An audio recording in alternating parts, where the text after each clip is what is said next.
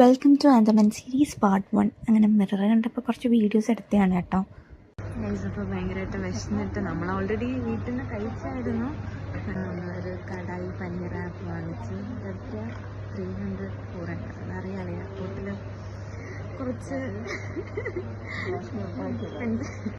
അങ്ങനെ ഞങ്ങൾ വേഗം ഫുഡൊക്കെ കഴിച്ചു. അപ്പോഴത്തേക്കും ഞങ്ങൾക്ക് ടൈമായി. പിന്നെ ഞങ്ങൾ നേരെ പോയി ഞങ്ങളുടെ ഗേറ്റ് നമ്പർ 4 ആയിരുന്നു കേട്ടോ.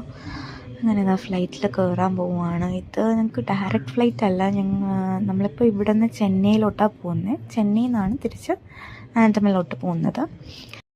ഭയങ്കര എക്സൈറ്റഡ് ആയിട്ടാണ് കേട്ടോ പോകുന്നത്. അപ്പം ഞങ്ങളിവിടെ പറയായിരുന്നു ഞങ്ങൾ രണ്ടുപേരും മാത്രം പ്ലാൻ ചെയ്ത ട്രിപ്പാണ്.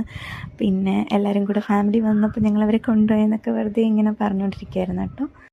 ഭയങ്കര അൺഎക്സ്പെക്റ്റഡ് ആയിട്ടുള്ളൊരു ട്രിപ്പെന്ന് വേണമെങ്കിലും പറയാം. കാരണം ഇവർ ഹണിമൂൺ ട്രിപ്പ് പോയപ്പോഴത്തേക്കും ഇവരിങ്ങനെ പറഞ്ഞു.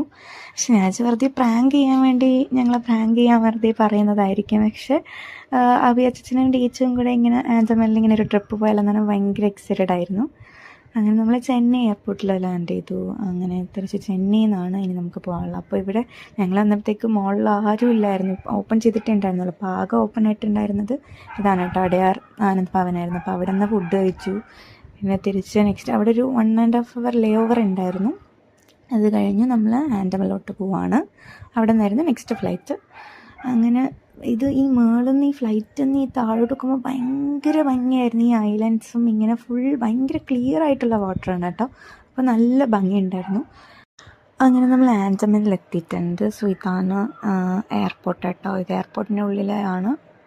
ബാക്കി സൈഡൊന്നും അങ്ങനെ അവരെടുക്കാൻ ഫോട്ടോഗ്രാഫിയും വീഡിയോഗ്രാഫിയും അലൗഡ് അല്ല. അപ്പോൾ ഇവിടെ നിന്ന് മാത്രമേ നമുക്ക് കുറച്ച് എടുക്കാൻ പറ്റത്തുള്ളൂ.